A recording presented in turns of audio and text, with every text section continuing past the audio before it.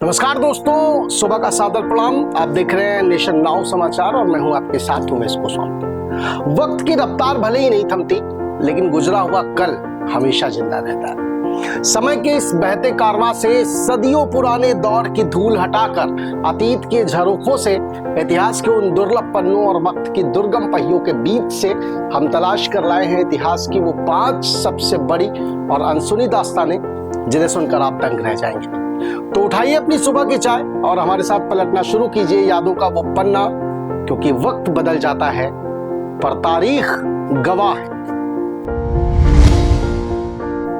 17 अगस्त 1947 भारत की आजादी के ठीक 2 दिन बाद यानी कि 17 अगस्त 1947 को पंजाब और बंगाल के बंटवारे से जुड़ा बाउंड्री कमीशन अवार्ड सार्वजनिक किया गया। इसी प्रक्रिया के तहत ब्रिटिश वकील सर सिरिल रैडक्लिफ ने भारत और पाकिस्तान के बीच पंजाब और बंगाल में सीमा रेखा तय की थी। दिलचस्प बात यह है कि रैडक्लिफ भारत में सीमा तय करने के काम पर आने से पहले कभी भारत आए ही नहीं थे। उन्हें बेहद कम समय में एक विशाल भूभाग को बांटने की जिम्मेदारी दे दी गई। 17 अगस्त को जब यह सीमा सार्वजनिक हुई, तब तक भारत और पाकिस्तान दोनों स्वतंत्र हो चुके थे। लेकिन इस सीमा ने लाखों लोगों को रातों रात अपना घर छोड़ने पर मजबूर कर दिया था। विभाजन के दौरान करीब 1 करोड़ 40 लाख लोगों के विस्थापित होने और भारी जनहानि का अनुमान लगाया जाता है।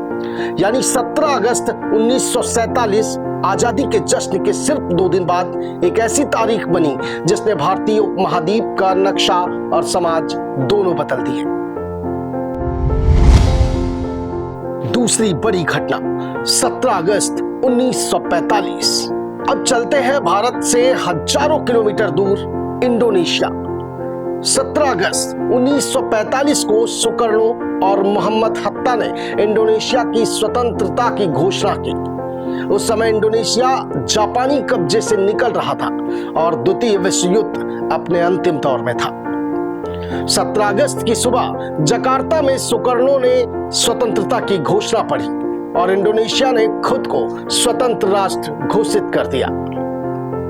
हालांकि घोषणा के बाद भी इंडोनेशिया की आजादी की लड़ाई खत्म नहीं हुई। नीदरलैंड्स ने इंडोनेशिया पर अपना नियंत्रण दोबारा स्थापित करने की कोशिश की और इसके बाद कई वर्षों तक संघर्ष चलता रहा। आखिरकार 1949 में नीदरलैंड्स ने इंडोनेशिया की संप्रभुता को स्वीकार कर लिया। आज भी 17 अगस्त इंडोनेशिया का स्वतंत्रता दिवस कहा जाता है। तीसरी घटना 17 अगस्त 1896। अब कहानी थोड़ी चौंकाने वाली है। आज सड़क पर गाड़ियों की भरमार है, लेकिन क्या आपको पता है कि इतिहास में पहली बार किसी पैदल यात्री की कार से मौत कब हुई थी?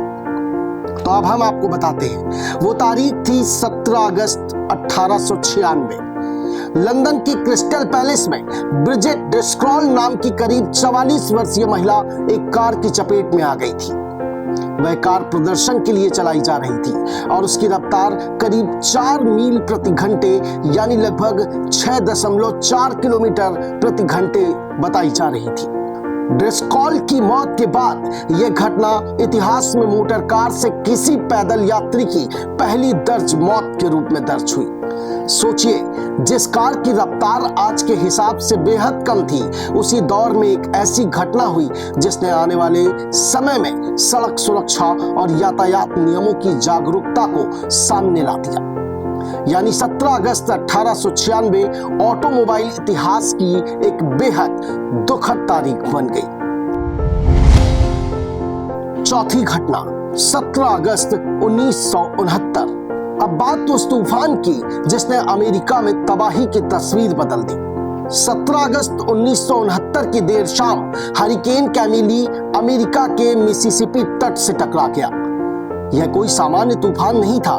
कैमिली ने कैटेगरी 5 की ताकत के साथ लैंडफॉल किया और उस समय यह अमेरिका के मुख्य भूभाग से टकराने वाले सबसे शक्तिशाली तूफानों में से एक था।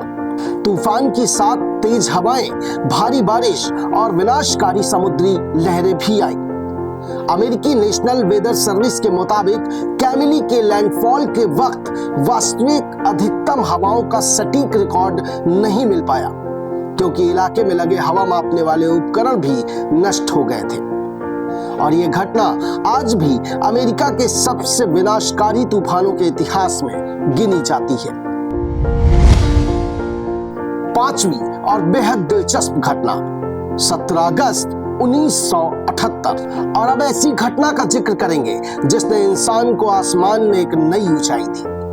17 अगस्त 1978 को डबल ईगल 2 नाम के हीलियम गुब्बारे ने पहली बार अटलांटिक महासागर को गुब्बारे से पार करने का रिकॉर्ड बनाया। इस गुब्बारे में बेन ओब्रूजो, मैक्सी एंडरसन और लैरी न्यूमैन सवार थे। उन्होंने अमेरिका के मेन राज्य के प्रेस्क ऑयल से उड़ान भरी और करीब 137 घंटे 6 मिनट की यात्रा के बाद फ्रांस में उतरे। पूरी यात्रा लगभग 5000 किलोमीटर की थी। कल्पना कीजिए, एक गुब्बारा, 3 लोग और नीचे हजारों किलोमीटर तक फैला अटलांटिक महासागर। आज हवाई यात्रा हमारे लिए सामान्य बात है, लेकिन 1978 में यह कारनामा इंसानी साहस और तकनीकी क्षमता का शानदार उदाहरण था।